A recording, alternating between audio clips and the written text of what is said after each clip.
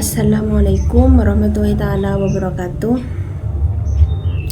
Di sini saya akan menjelaskan atau mempresentasikan tentang materi e-government and e-business yang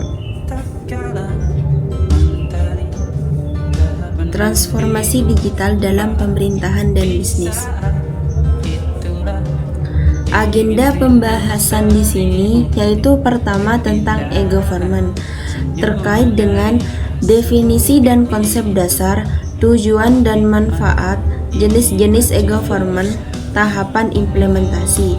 Sedangkan materi yang tentang e-business terkait dengan konsep dan komponen, model bisnis digital, keuntungan dan tantangan, teknologi pendukung. Pertama, di sini saya akan menjelaskan tentang apa itu e-government.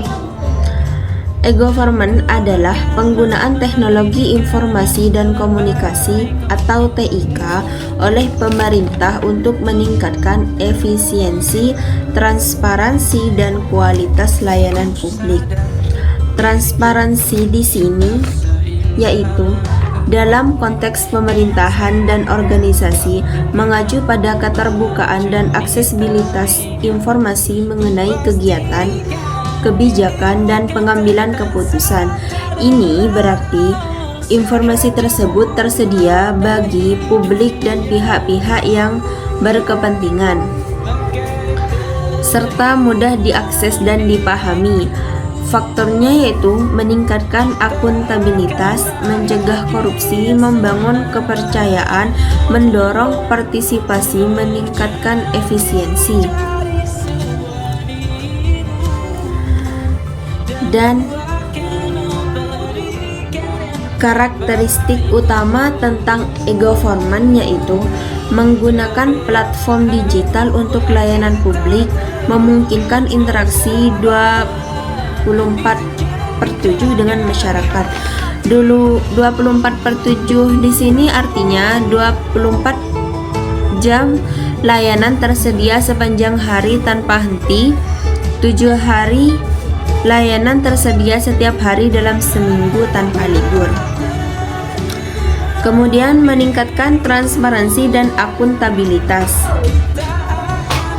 Akuntabilitas di sini kewajiban untuk mempertanggungjawabkan segala tindakan dan keputusan yang diambil kepada pihak yang berkepentingan. Ini berarti bahwa individu atau organisasi harus untuk menjelaskan, melaporkan, dan mempertanggungjawabkan apa yang telah mereka lakukan, serta hasil yang dicapai. Dalam konteks yang lebih luas, akuntabilitas juga mencakup kepatuhan terhadap peraturan, prosedur, dan standar yang berlaku. Terus ada mengurangi birokrasi dan mempercepat proses. Birokrasi di sini yaitu sistem yang dijalankan oleh pegawai pemerintah yang bertanggung jawab atas pelaksanaan kebijakan dan pelayanan publik. Kemudian memberikan akses yang lebih luas dan mudah. Tujuan e-government. Pertama itu ada efisiensi, mengurangi birokrasi, mempercepat pemrosesan, menurunkan biaya operasional. Kedua itu ada transparansi, kemudahan akses informasi, proses yang terbuka, akuntabilitas publik. Ketiga ada kualitas layanan, layanan 24/7, kemudahan akses, standarisasi proses. Dan keempat ada partisipasi, keterlibatan masyarakat, feedback mechanism. Feedback mechanism di sini adalah mekanisme umpan. Artinya suatu sistem atau proses yang memungkinkan informasi tentang hasil atau kinerja suatu tindakan, produk atau proses dikumpulkan dan dikomunikasikan kepada pihak-pihak yang berkepentingan. Dan terakhir ada demokrasi digital.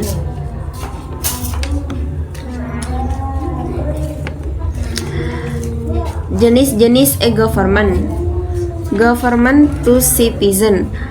atau G2C, layanan pemerintah langsung kepada masyarakat. Pertama ada pembayaran pajak online, pendaftaran KTP elektronik, informasi layanan publik. Kedua ada government to business atau G2B, layanan pemerintah untuk dunia usaha. Perizinan usaha online, tender proyek pemerintah. Tender itu artinya proses mencari mitra bisnis yang menawarkan harga terbaik untuk suatu pekerjaan atau penyediaan barang atau jasa. Terus ada pelaporan pajak perusahaan. Dan terakhir ada government to government yang artinya G2G, koordinasi antar instansi pemerintah. Pertama itu ada pertukaran data antar instansi, koordinasi kebijakan dan sistem pelaporan terpadu.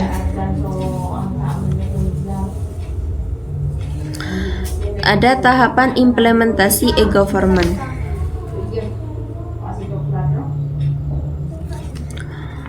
Pertama itu ada web presence, menyediakan informasi dasar secara online. Ada website informasi, konten statis, profil instansi. Kedua ada interaction, komunikasi dua arah dengan pengguna.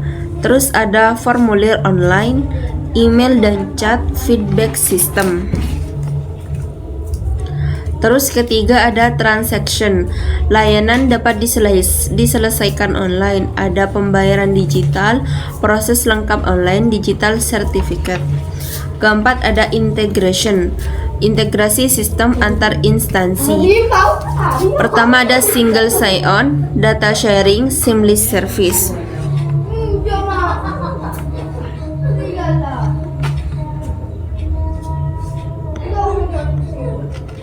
Terus selanjutnya materi tentang apa itu e-business. E-business itu adalah penggunaan teknologi digital dan internet untuk menjalankan semua aspek bisnis, mulai dari operasi internal hingga interaksi dengan pelanggan, supplier, dan mitra bisnis. Perbedaan e-business dan e-commerce.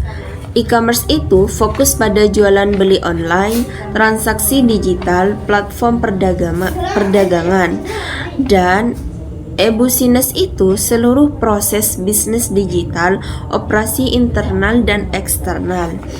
Internal di sini contohnya itu seperti lingkungan kerja, budaya organisasi, sumber daya manusia, teknologi yang digunakan, dan strategi yang diterapkan.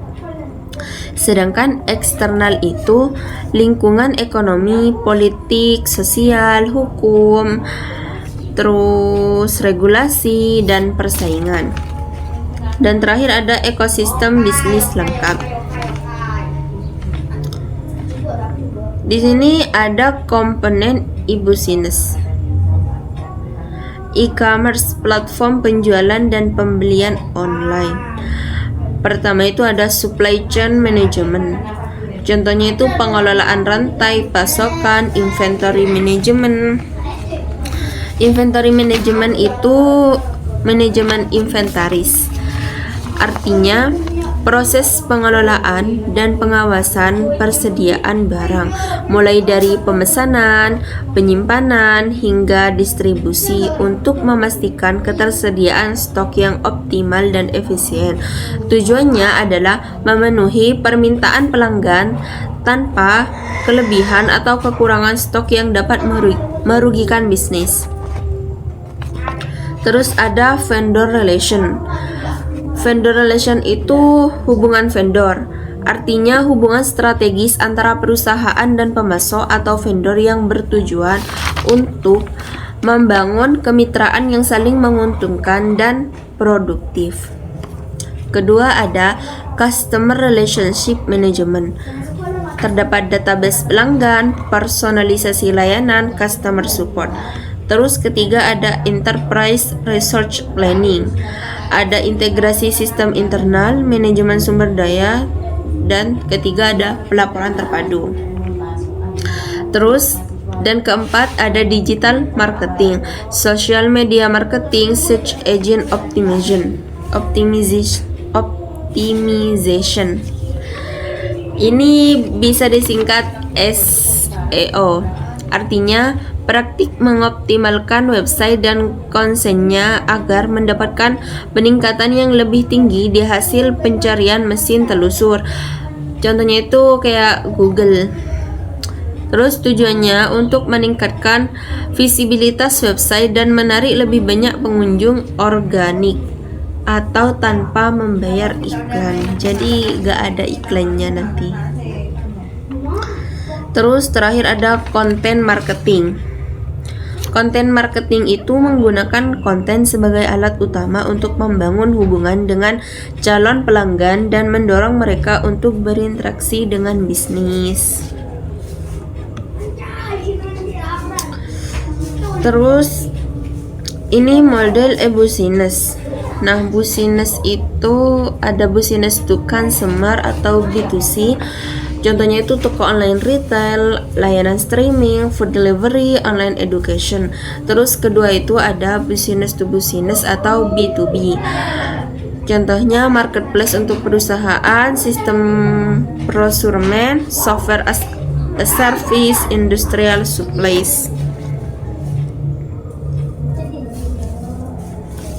Terus ketiga ada consumer to consumer atau C2C.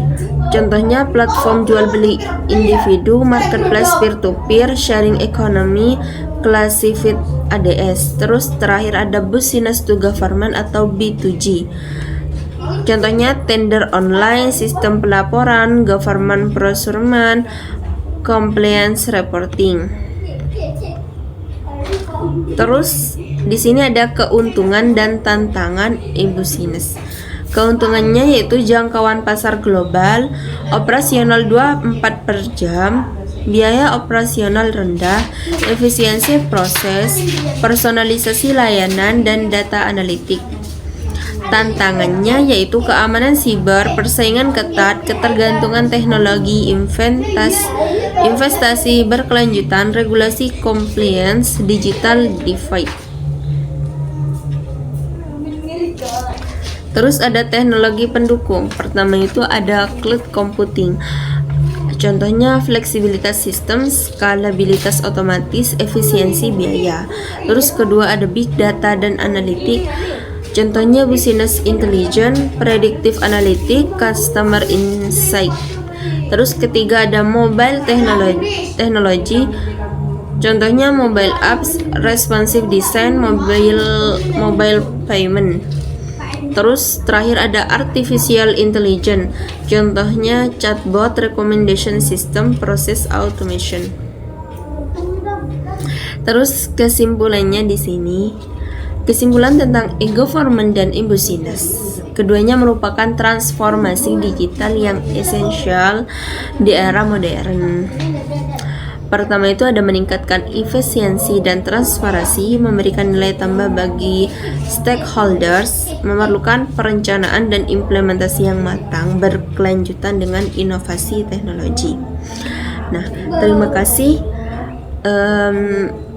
Saya sampaikan, kurang lebihnya mohon maaf atas presentasi saya ini.